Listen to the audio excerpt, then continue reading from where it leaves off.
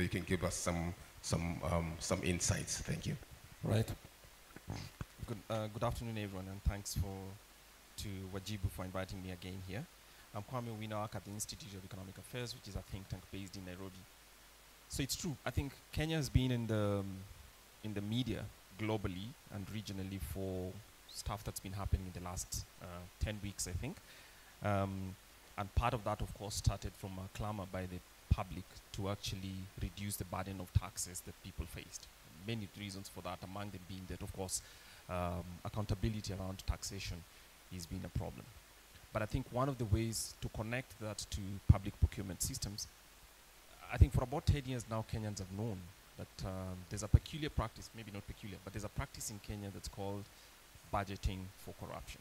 So Kenya has huge budgets, really, really huge budgets compared to its national income.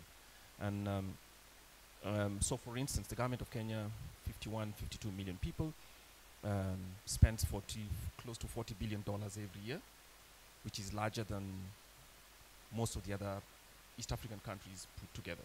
It's a lot, and yet public services in Kenya, as you all know, or you heard, atrocious and getting worse.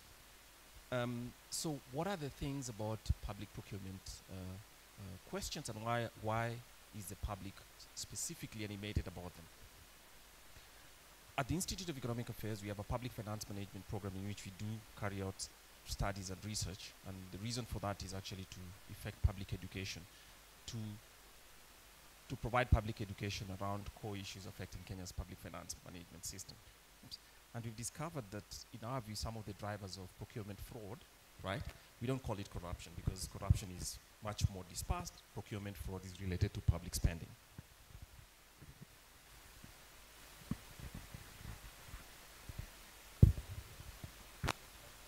I'm surprised. Okay, okay. So I'll say that we've discovered that 4 things are the major drivers of public procurement fraud in Kenya. One of those is the absence of transparency.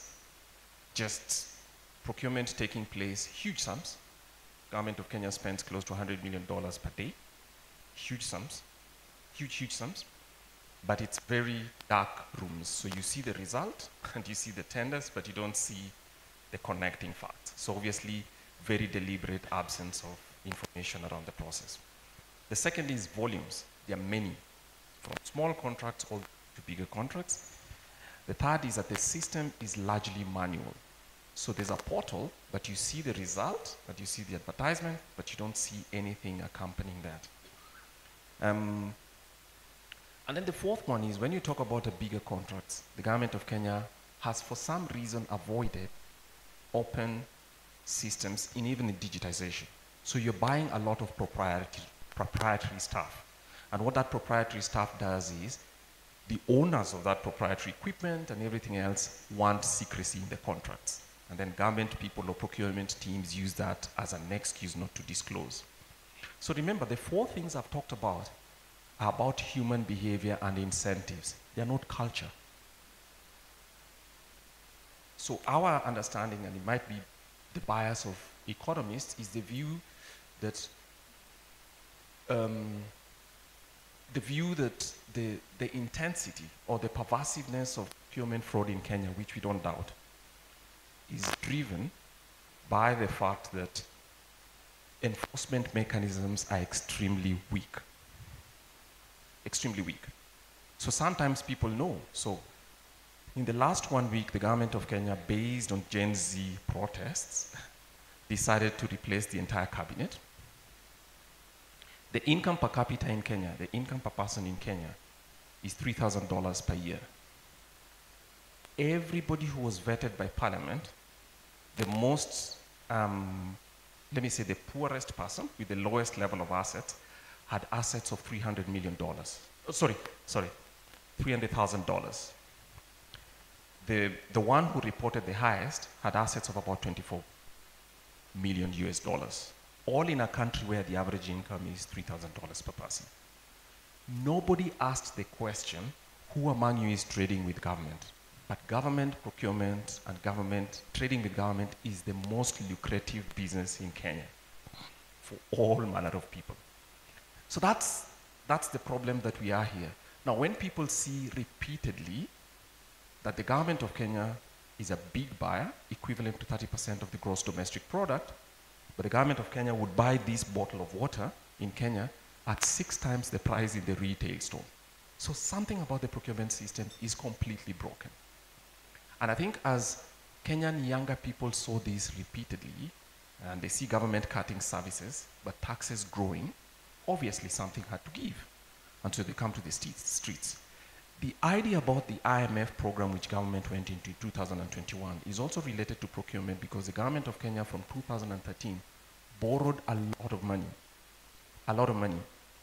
In a growing economy, it came from 40% of the gross domestic product representing debt to today, just a little shy of 75%.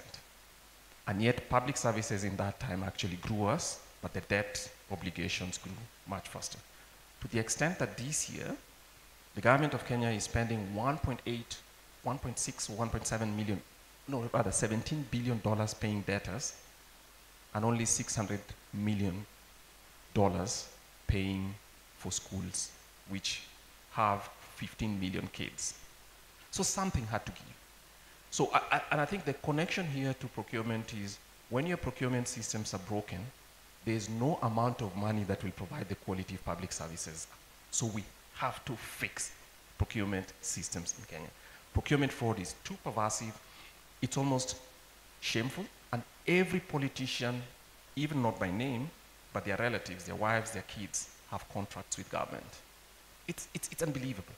And not just have contracts with government, they're supplying services at several times what you'd find in the public, but sometimes we also call them in Kenya, and I don't say this, I'm a taxpayer, so it's painful for me, but I have to say it because the honesty is part of solving the problem, supplying air. So there are things for which government pays, and the Auditor General finds out that they were never supplied. So the Auditor General's office, for instance, does fantastic work auditing, providing the evidence, but you know what happens? Parliament, which is supposed to process that, then simply keeps those reports. So if we wanted to solve the procurement problems in Kenya, it's not as if there's nowhere to start. The evidence is all there. What would be required is for enforcement systems to really do their work. It's also not the absence of laws. Kenya has laws including from constitutional order laws in the public finance chapter all the way to institutions. One is called the Ethics and Anti-Corruption Commission, which has a mixed record. In fact, if you ask Kenyans, it has recovered some money, but if it was closed, Kenya's procurement system, or rather procurement fraud problems would not get worse. So here, all I'm talking about is the absence of enforcement mechanisms that work, and therefore citizens have to come in. So I'll end with these 2 points. How would citizens come in? So even some information, even half of information is better than the absence of information. So we have to be careful as citizens of developing countries to want perfect systems. And I think Norwegian systems are perfect. We can benchmark against them. But people in government have this view of saying, look, we are not at Norway's level yet, so we cannot disclose everything. But basically what you ask for is progressively, let's have a 5-year plan. This year, everybody will show us what their taxes are. They will resist that, but it's important for everybody to declare that. And when you put those systems together, at the Institute of Economic Affairs, we have something based on the existing data from the Public Procurement Regulatory Authority, which is the tenders that have been announced, and those that have been awarded and their terms. If you put that data together, you can actually still see certain red flags. And at the IEA, we've developed something called the Public Procurement Risk Index, developed by ourselves, just using the data and our reasoning about the procurement law, and we're trying to find infractions in procurement law. And it's a very, very interesting picture. But what then happens? Only 15% of all the amount of money that the government of Kenya spends is declared in the Public Procurement Regulatory Authority's database, in spite of the fact that there's a presidential executive order requiring for full compliance. So again, the public must be involved as citizens, require that everybody who deals with government must declare the business name, its registration numbers, what businesses it has, and its returns. Because then if you can complete that data by triangulation, you're able to find who's stealing your taxes. Thank you.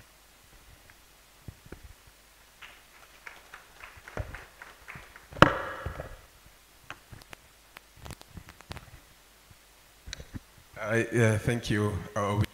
So yeah, a lot of good discussion points. I think we should open it up to the floor. We've got about 30 minutes left. I see Darish is still with us.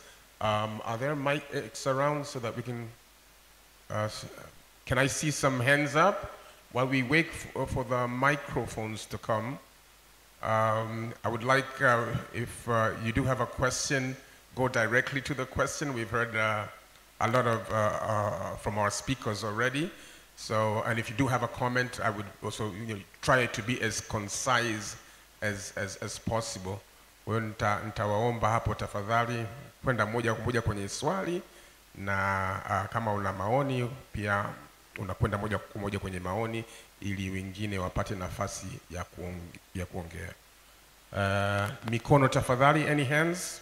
Who's to start us off first? I'll start with the gentleman. Mike hapo.